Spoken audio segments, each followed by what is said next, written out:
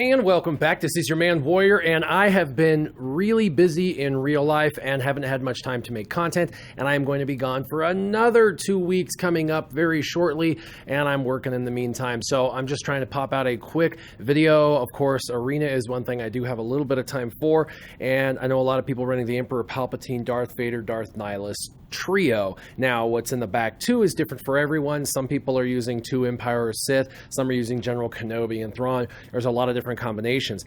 I just simply wanted to showcase another character that some people may not even be thinking about that you probably should be, and that is the TIE Fighter pilot. And the reason for that is he, first off, on his basic, will deal damage and deal 35% more damage for each enemy suffering a debuff. Now, that's going to be 5 enemies suffering a debuff almost guaranteed. If not, you're doing something wrong. So that's going to be 5 times 35%. That's a lot. It also says it will inflict tenacity down on a critical hit. He's almost guaranteed a crit, and so tenacity down is really, really nice when you're trying to inflict other debuffs, such as the pain and or the stun and other things such as that.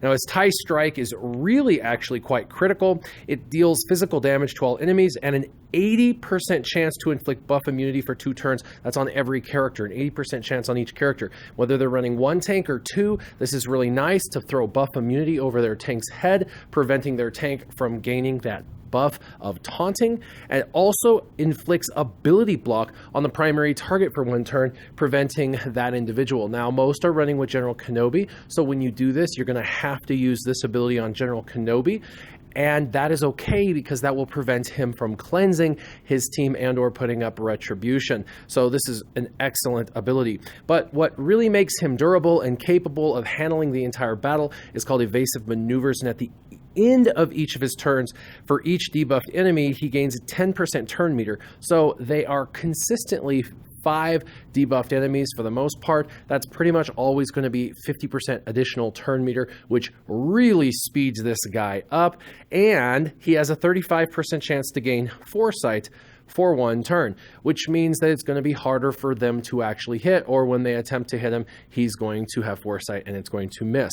You can mod him for speed. You don't even need a ton. I don't even have 100 plus speed on him, and he's at 265, and then I have him at almost 50,000 health and protection, which is decent. And his potency's at 65% with, he gets additional potency from Emperor Palpatine, so he almost guaranteed lands these debuffs. So we're going to go ahead and go in and do a battle and showcase how he does. Side note, all of my leaderboard has equal or better mods than me, so this is not a Warrior has superior mods thing, because everybody runs at plus 100 speeds on their characters, and I don't even hit plus 100 speed on most of my characters. All right, Jedi training raid teams are especially difficult, and they are still in the meta. Now, I know a lot of people that say these are easy to kill, but a really fast Jedi training raid team is still very difficult to kill, especially with General Kenobi and Thrawn in the background.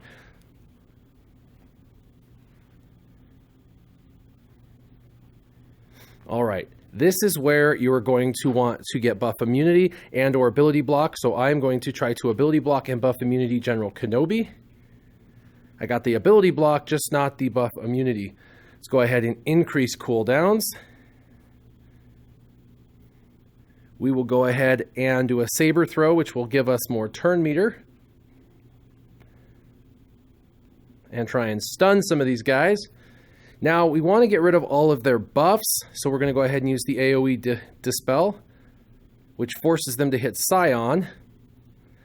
And let's see, General Kenobi, we got to just get him gone because he puts up that immunity, crit hit immunity, which is a problem.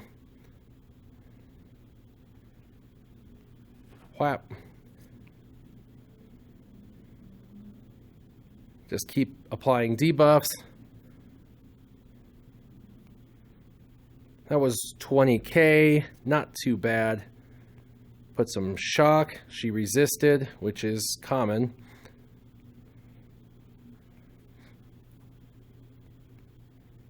There's 23,000. And he had foresight up, which is why that first attack missed him. And it looks like he's probably going to be dead, but we're going to go ahead and kill Jedi Training Rey. And let's try and put a shock on BB-8.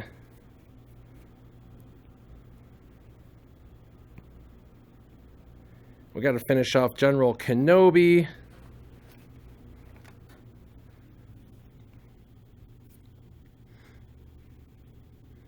And with R2-D2, they cleanse themselves.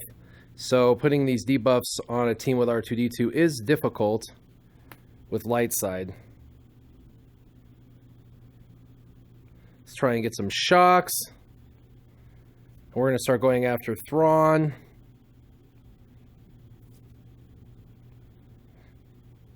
The good news is everybody really regenerates a lot of health on this team naturally over time. And so if things start to turn south, you can still kind of regain yourself as long as you do damage. They have a lot of health steal. So there is Jedi Training Rey. Now let's show you against Nightsisters.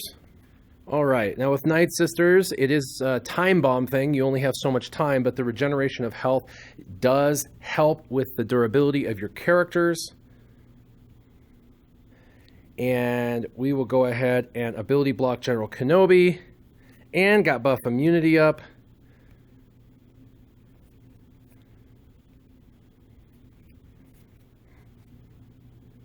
Let's try and get some shock. That works good. Let's dispel them all. Now we can focus on, well, as soon as we can, we'll try and focus on their old Daka. Increasing cooldowns helps tremendously. There's 20,000. We'll try and finish her off quickly. And now we need to finish off Mother Talzin. All that extra turn meter is tremendous.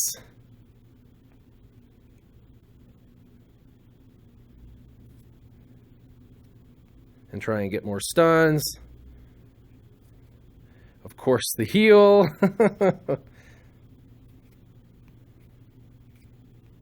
And we got to go back and kill Asajj Ventress.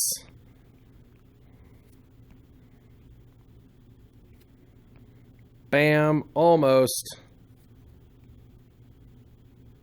And that should be it right there. Oh, popping back to life. So you can see that the ability block and the buff immunity is something that he does bring in that's kind of unique, and it helps. He does a lot of damage. So if you find yourself stalling out against some of these other teams, maybe not quite enough damage, he might be a viable alternative. And lastly, we want to go Emperor Palpatine versus Emperor Palpatine, so let's go ahead and do that.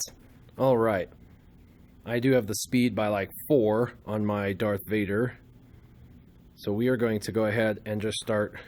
Let's do as much damage to Emperor Palpatine as possible. And possibly buff immunity General Kenobi. There we go, both. Now let's go back to Emperor Palpatine. Whap, 31,000. With all those debuffs, that looked really good. And let's try and stun them all. And put pain on them. And let's go ahead and go after their Thrawn so we don't have a fracture or them regenerating any of the protection. Now let's go over and let's ability block General Kenobi again. And we're going to go ahead and hit Darth Nihilus.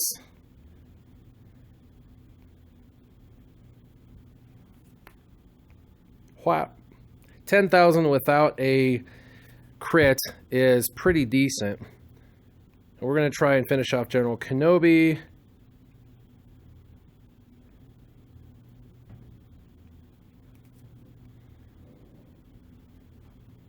There we go. That was 71,000. That was good. And you can see health and protection, this team. Sith against Sith, and you know the majority of the teams you face are now going to be Sith. This team does very, very well.